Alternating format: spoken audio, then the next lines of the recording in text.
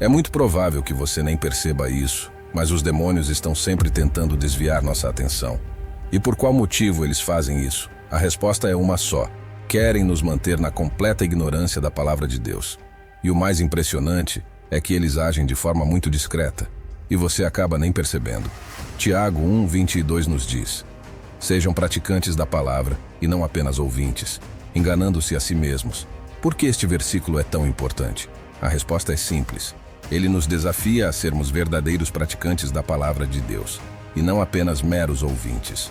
Os demônios querem que você permaneça no escuro, sem conhecer nada. No entanto, caso você esteja apenas ouvindo a palavra e não praticando-a, eles já terão te enganado. Vamos explorar por que este versículo é tão essencial e por que as forças das trevas prefeririam que permanecêssemos na ignorância. A fé não é apenas um reconhecimento de Deus e sua palavra. Pelo contrário, ela exige uma resposta ativa, que nos leva a envolver-se com a palavra, vivendo-a em nossa vida diária.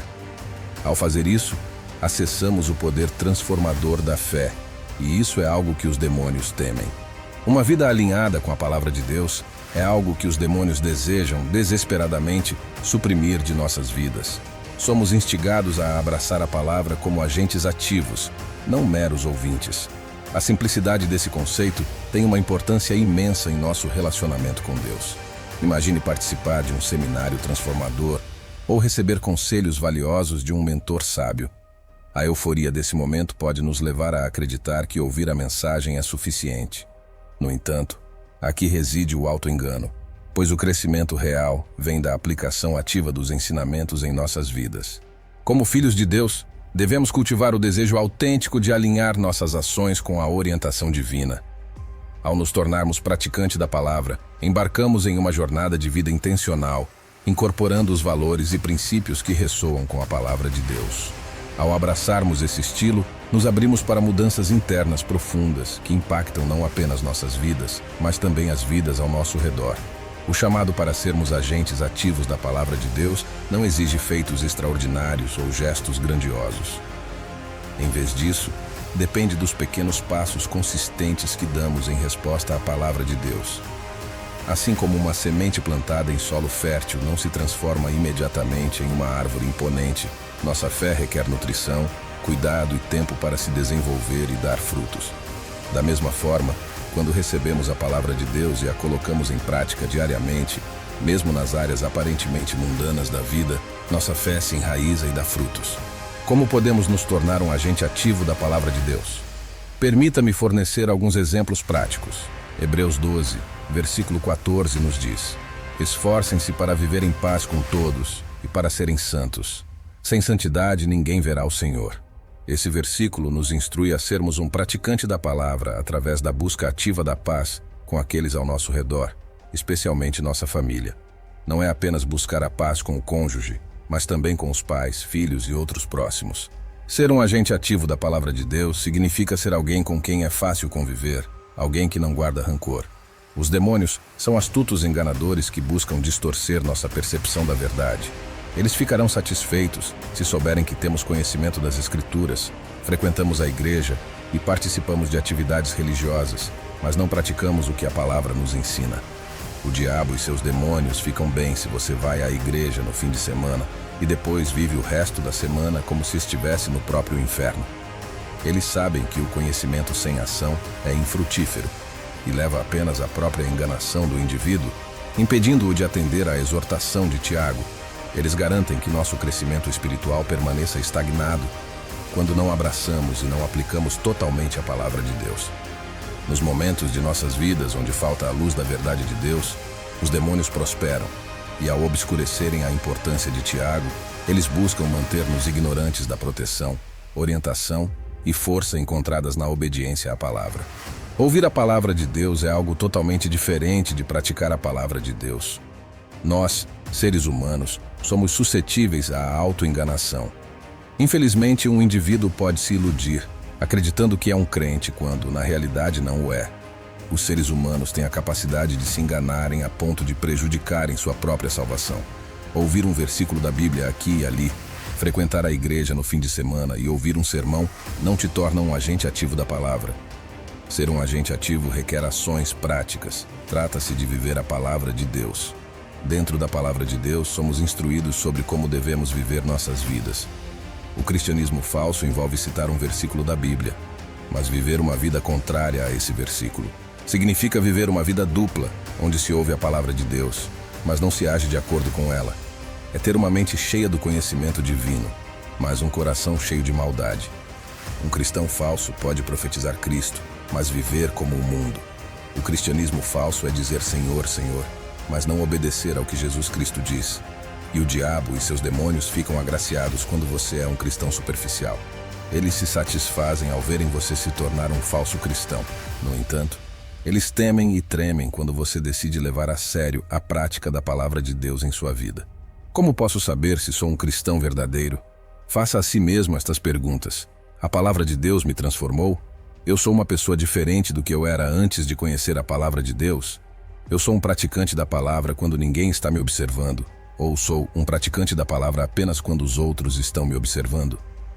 Agora vamos nos concentrar em um versículo e como podemos ser agentes ativos da palavra. Esforcem-se para viver em paz com todos e para serem santos. Sem santidade ninguém verá o Senhor. Duas coisas são essenciais antes de nos apresentarmos diante de Deus: paz e santidade. Sem essas duas qualidades, não podemos estar com Deus para sempre. A paz sem santidade não é suficiente. E a santidade sem paz também não é suficiente. Devemos nos esforçar para manter a paz com todos ao nosso redor e viver uma vida pura e santa. Não podemos substituir uma pela outra. Tiago 2,10 nos diz: portanto, quem obedece toda a lei, mas tropeça em apenas uma das suas ordenanças, torna-se culpado de quebrá-la integralmente. Não podemos escolher manter a paz e, em seguida, falhar em viver corretamente.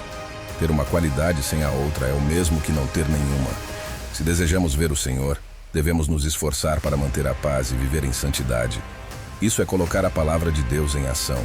Estar em paz com as pessoas significa que estamos andando em amor com elas. Não é possível ter paz onde não há amor. A Bíblia nos diz que o amor cobre uma multidão de pecados. Em vez de brigar, ficar com raiva ou guardar rancor, o amor nos ajuda a lidar com as ofensas da maneira certa. Como cristãos, devemos manter uma vida de paz onde quer que estejamos, para não trazer vergonha ao nome do Senhor. Devemos nos esforçar para crescer no amor, para podermos levar uma vida pacífica. Então eu te pergunto, você está buscando paz com todas as pessoas, especialmente aquelas mais próximas? Você se esforça ativamente para manter a paz com seus familiares? Ou todos precisam andar de maneira cautelosa ao seu redor, devido ao seu pavio curto? Santidade tem a ver com viver uma vida de consagração a Deus. Existe uma santidade imputada, onde a santidade é atribuída à nossa conta pela bondade de Deus. Por exemplo, Abraão creu em Deus, e isso lhe foi creditado como justiça. Mas este versículo não se refere a essa santidade. Ele se refere a uma santidade que podemos buscar, procurar e nos esforçar para alcançar. Assim como a paz com outras pessoas pode ser buscada e perseguida, somos ordenados a ser santos porque Deus é santo, e devemos refletir sua imagem em nossas vidas. Como filhos de Deus, não temos licença para agir, falar ou seguir cegamente as tendências mundanas. Devemos buscar a paz com todos, bem como a santidade, sem a qual ninguém verá o Senhor. O apóstolo Paulo não disse atingir a paz com todos e a santidade, ele disse buscar. Ninguém pode alcançar a completa e perfeita santidade, exceto Jesus. O ponto central da mensagem apostólica está nos dizendo é que a direção do nosso coração em direção à santidade é o que importa, não o nível de santidade. Buscar e perseguir a santidade é ser um agente ativo da palavra. O apóstolo ressalta que, sem a busca contínua dessas duas virtudes, não alcançaremos o céu. Ele não está dizendo que você alcançará essas duas coisas, mas a direção do seu coração irá ansiar e buscar essas coisas continuamente. Você ansiará buscar a paz e o amor com aqueles ao seu redor. Não será rápido para a ira nem para a raiva. Seu coração se voltará para Deus e as coisas de Deus.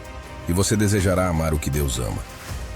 Eu destaco mais uma vez que ninguém pode alcançar completa e perfeita santidade, exceto Jesus. No entanto, nenhum verdadeiro cristão nascido de novo está no mesmo lugar de santidade que estava há 5 anos, porque ele continua buscando mais e mais santidade. O apóstolo Paulo nos lembra da importância de perseguir ativamente a paz e a santidade, entendendo que essa busca contínua é a essência da vida cristã. Diante desse entendimento, podemos fazer uma pausa para a autoavaliação.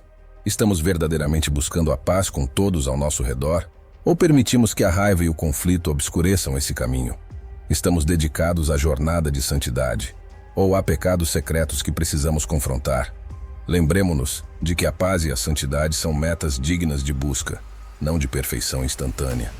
Ao cultivarmos um coração voltado para essas virtudes, não apenas enriquecemos nossas próprias vidas, mas também refletimos a imagem do Deus que servimos. Que cada passo que damos nessa jornada nos aproxime do divino e nos conduza a uma vida que glorifica o nome do Senhor. Que a paz e a santidade se tornem guias constantes em nosso caminho, fortalecendo nossa fé e inspirando aqueles ao nosso redor. Este é o desafio e a promessa que abraçamos como seguidores de Cristo. Avancemos nessa jornada com corações abertos, prontos para buscar ativamente sermos praticantes da palavra de Deus.